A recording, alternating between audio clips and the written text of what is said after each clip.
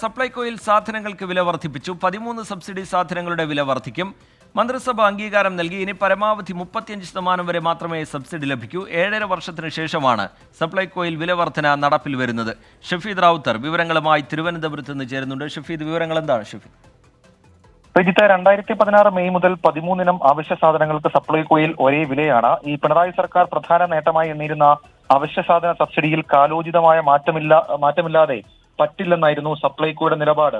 ഇതടക്കമുള്ള കാര്യങ്ങൾ വലിയ തരത്തിലുള്ള വിവാദങ്ങൾക്ക് വഴിവെക്കുകയും ചെയ്തു. ഒന്നുകിൽ നഷ്ടം നികത്താൻ പണം, അല്ലെങ്കിൽ വില കൂട്ടാൻ അനുമതി എന്ന കടുംപിടുത്തത്തിൽ വില കൂട്ടാൻ ഇടതുമുന്നണി നേരത്തെ തീരുമാനം അറിയിച്ചിരുന്നു. അതിനുശേഷമാണ് വിദഗ്ധ സമിതി ഇതുമായി ബന്ധപ്പെട്ട കാര്യങ്ങൾ പഠിച്ചത്. മാത്രമല്ല, ഈ കടം കയറി കുടിശ്ശിക പെരുകി കരാറുകാർ പിന്മാറിയതോടെ പ്രവർത്തനം പ്രതിസന്ധിയിലായ സപ്ലൈകോ ബജറ്റിൽ കാര്യമായി പ്രതീക്ഷിച്ചെങ്കിലും കാര്യമായ പരിഗണന ബജറ്റിലും ഉണ്ടായില്ല. ഇതിന് പിന്നാലെയാണ് CPI മന്ത്രി, പ്രത്യേകിച്ച് ഭക്ഷ്യമന്ത്രിയായ GR അടക്കം സപ്ലൈകോയിലെ വിലവർദ്ധനടക്കമുള്ള കാര്യങ്ങൾ ഒരു അന്തിമ തീരുമാനം എടുക്കണം എന്നുള്ള കടുംപിടുത്തത്തിലേക്ക് വന്നത്.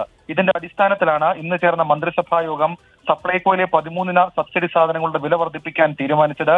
7.5 വർഷത്തിന് ശേഷമാണ് വില വർദ്ധിക്കുന്നുള്ള പ്രത്യേകത കൂടി ഇതുമായി ബന്ധപ്പെട്ടുണ്ട്.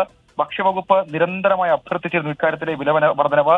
ഇനി സബ്സിഡി പരമാവധി 35% വരെ മാത്രമേ ഉണ്ടാവുകയുള്ളൂ. നേരത്തെ 55% കിട്ടിയ സബ്സിഡിയിൽ മാറ്റം വരുത്തി. ചെറുപയർ, കടല, ഉഴുന്ന്, വൻപയർ, തുവരപ്പരിപ്പ്, മുളക്, വെളിച്ചെണ്ണ, പച്ചരി തുടങ്ങിയ സാധനങ്ങൾക്കാണ്. അങ്ങനെ 13 സാധനങ്ങൾക്കായിരിക്കും വില വർദ്ധിക്കുക.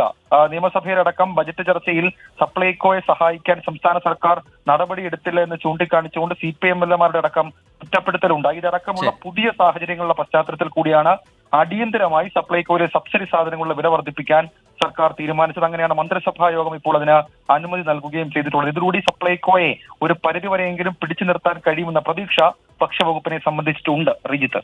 ഷഫീദ് റാവുത്തർ തിരുവനന്തപുരത്ത് നിന്ന് വിശദമായ വിവരങ്ങൾ നൽകുകയായിരുന്നു.